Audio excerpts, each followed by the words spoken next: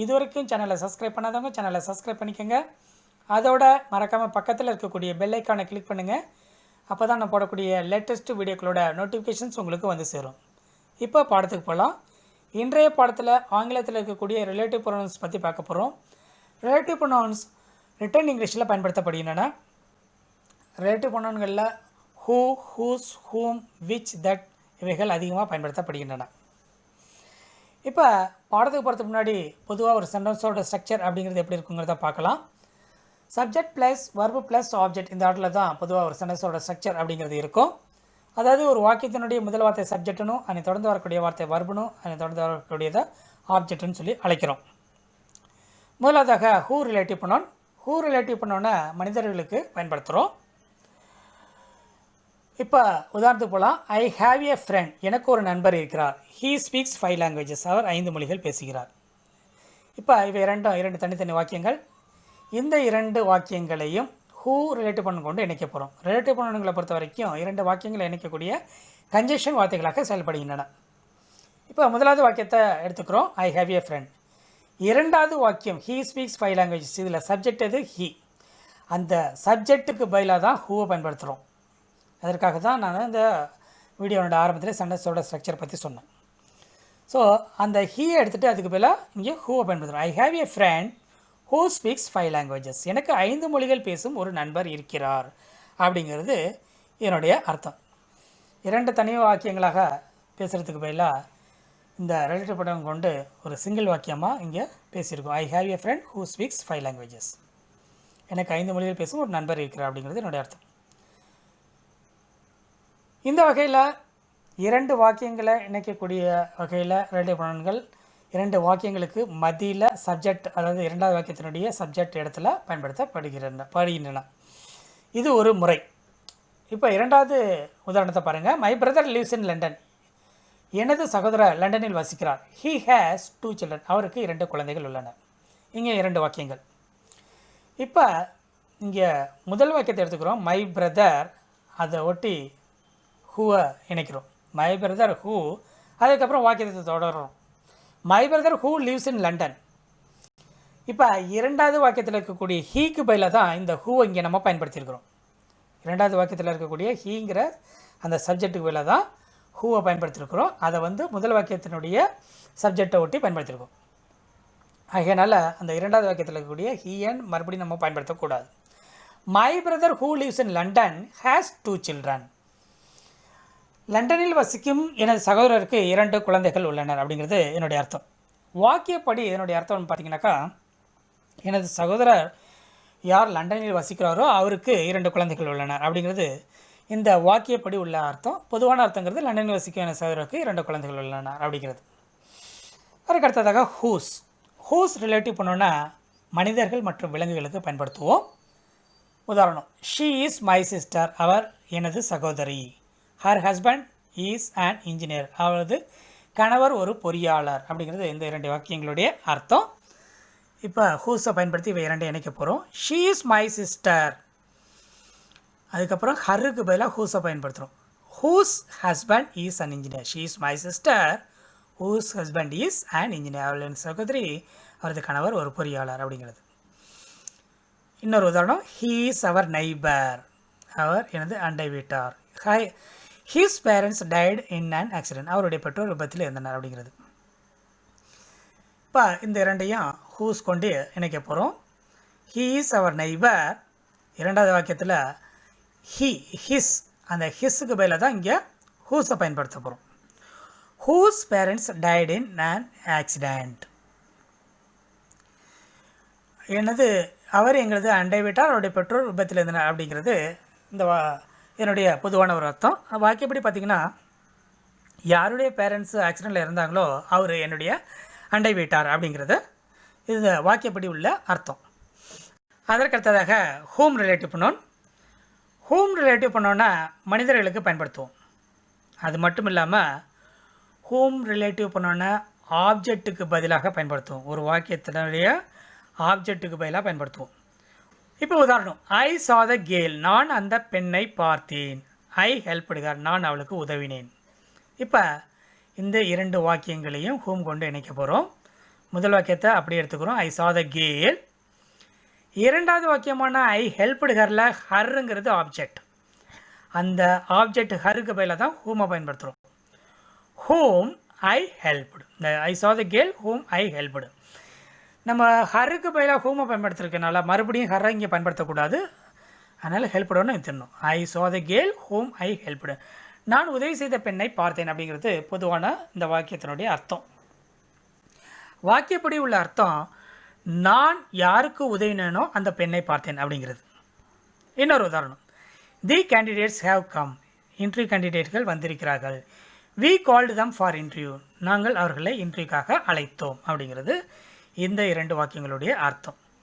இப்போ இந்த இரண்டாவது வாக்கியமான வி கால்டு தம் ஃபார் இன்டர்வியூவில் தெம் அப்படிங்கிறது ஆப்ஜெக்ட். பொதுவாக ஆப்ஜெக்டில் ப்ரொனவுன்கள் இருக்கும். அந்த ஆப்ஜெக்ட் ப்ரொனவுனுக்கு பதிலாக தான் நம்ம இந்த ஹூமை பயன்படுத்துகிறோம். ஸோ இங்கே ஆப்ஜெக்ட் ப்ரொனவுன்னா தம், THEM தம், அதுக்கு பதிலாக தான் நம்ம ஹூமை பயன்படுத்த போகிறோம். இப்போ இந்த வாக்கியத்தை இரண்டாவது முறைப்படி, அதாவது ஹூக்கு எப்படி இரண்டு முறைகள் இணைச்சோமோ, இரண்டு வாக்கியங்களில் மதியில் ஒரு முறை இணைக்கிறது ஒரு முறை, இரண்டாவது முறை என்னன்னாக்கா சப்ஜெக்டை ஒட்டி அந்த ரிலேட்டிவ் ப்ரொனவுனை பயன்படுத்துகிற முறை. அந்த இரண்டாவது முறைப்படி தான் இங்கே இணைக்க போகிறோம். முதல் வாக்கியத்தை எடுத்துக்குவோம். தி கேண்டிடேட்ஸ், அதுக்கப்புறமா ஹூமை பயன்படுத்துகிறோம். தி கேண்டிடேட்ஸ் ஹூம். இப்போ இரண்டாவது வாக்கியத்தை தொடரும். ஹூம் வி கால்ட், தம்க்கு பதிலாக தான் ஹூமை பயன்படுத்திருக்கனால தம்மை விட்டுறோம். The candidates whom we called for interview. அதற்கப்புறம் முதல் வாக்கியம் தொடருது. Have come. The candidates whom we called for interview have come. நாங்கள் நேர்காணலுக்கு அழைத்த கேண்டிடேட்டுகள் வந்துள்ளனர் அப்படிங்கிறது என்னுடைய பொதுவான அர்த்தம். வாக்கியப்படி உள்ள அர்த்தம் என்னென்னு கேட்டிங்கன்னா, நாங்கள் கேண்டிடேட்டுகள் யாரை அழைத்தோமோ அவர்கள் இன்டர்வியூக்கோசரம் வந்திருக்கிறார்கள் அப்படிங்கிறது. இன்டர்வியூக்கோசரம் கேண்டிடேட்டுகள் யாரை அழைத்தோமோ அவர்கள் வந்திருக்கிறார்கள் அப்படிங்கிறது வாக்கியப்படி உள்ள அர்த்தம். அதற்கு அடுத்ததாக which relative pronoun. Which relative ப்ரொனவுனை திங்ஸ் மற்றும் அனிமல்ஸுக்கு பயன்படுத்துவோம். திங்ஸ்னால் பொருட்கள், அனிமல்ஸ்னால் விலங்குகள். அது உங்களுக்கு தெரிஞ்சிருக்கும். இப்போ உதாரணத்துக்கு போகலாம். Ravi has bought a mobile. Ravi ஒரு மொபைல் ஃபோன் வாங்கியிருக்கிறார். It is costlier than mine. அது என்னுடையதை விட விலை உயர்ந்தது அப்படிங்கிறது. இப்போ இவை இரண்டையும் விச் ரிலேட்டிவ் பண்ண கொண்டு இணைக்க போகிறோம். முதல் வாக்கியத்தை அப்படியே பயன்படுத்தணும். Ravi has bought a mobile. இப்போ இட்டுனா திங்ஸை பற்றி சொல்கிறதுக்கு தான் நம்ம இட்டை பயன்படுத்துவோம். ஸோ அதுக்கு பதிலாக விச்சை பயன்படுத்துகிறோம். Which is costlier than mine. Ravi has bought a mobile which is costlier than mine. என்னுடையதை விட விலை உயர்ந்த மொபைல் ஒன்றை ரவி வாங்கியுள்ளார் அப்படிங்கிறது என்னுடைய அர்த்தம். அதுக்கடுத்ததாக கேள்வி வாக்கியத்தில் ரிலேட் பண்ணணும்னு எப்படி பயன்படுத்துங்கிறத பார்க்கலாம். I sent you a mail last night. நான் உனக்கு நேற்றிரவு ஒரு மெயில் அனுப்பினேன் அப்படிங்கிறது என்னுடைய அர்த்தம். Did you check the mail. நீ அந்த மெயிலை செக் பண்ணியா அப்படிங்கிறது இங்கே கேட்குறோம். இப்போ இது கேள்வி வாக்கியமாக இருக்கனால அந்த கேள்வி வாக்கியத்தை முதல்ல தான் எடுத்துக்கிறோம். Did you check the mail, அந்த கேள்வி வாக்கியத்தை அப்படியே பயன்படுத்தியிருக்கோம். Did you check the mail. அதுக்கடுத்ததாக விச்சுங்கிறது திங்ஸ் மற்றும் அனிமல்களுக்கு பயன்படுத்துகிறோம். ஸோ இங்கே திங்ஸ்னால் என்னது, ஏ மெயில் அப்படிங்கிறது. அந்த மெயிலை பற்றி தான் நம்ம இங்கே பேசுகிறோம். அதனால் அந்த மெயிலுக்கு பதிலாக தான் இங்கே விச்சை பயன்படுத்துகிறோம். Did you check the mail which I sent you last night. அந்த மெயிலை மறுபடியும் பயன்படுத்தக்கூடாது. ஏ மெயிலுக்கு பதிலாக விச்சை பயன்படுத்திட்டோம். விச்சுக்கு அப்புறம் அந்த இரண்டாவது வாக்கியம் தொடருது. I sent you last night. Did you check the mail which I sent you last night அப்படிங்கிறது நேற்றிரவு நான் உனக்கு அனுப்பிய அஞ்சலை சரி பார்த்தாயா அப்படிங்கிறது என்னுடைய அர்த்தம். இப்போ இன்னொரு உதாரணம். I got a mobile from you yesterday it is not working. இப்போ மொபைல் ஃபோன் வாங்கியிருக்கீங்க, அது மொபைல் ஃபோன் சரியாக ஒர்க் ஆகலன்னு சொல்லிட்டு போய் கடைக்கார்ட்ட கம்ப்ளைண்ட் பண்ணுறீங்க. அதுதான் இது. I got a mobile from you yesterday. நேற்று உங்கள்கிட்ட ஒரு ஃபோன் வாங்கினா அது ஒர்க் ஆக மாட்டேங்குதுன்னு சொல்கிறீங்க. இப்போ அந்த திங்ஸை பற்றி பேசுகிறதுனால டைரெக்டாக அதை எடுத்துக்கிறோம். The mobile. அதுக்கு அடுத்ததாக விச்சுக்கு அடுத்தது முதல் வாக்கியம். ஐ பாட் ஃப்ரம் யூ எஸ்டர்டே. நம்ம ஒரு த அப்படிங்கிற ஆர்டிக்கலை வந்து ஒரு விஷயத்தை பற்றி பர்டிகுலராக பேசக்குள்ளே பயன்படுத்துவோம்.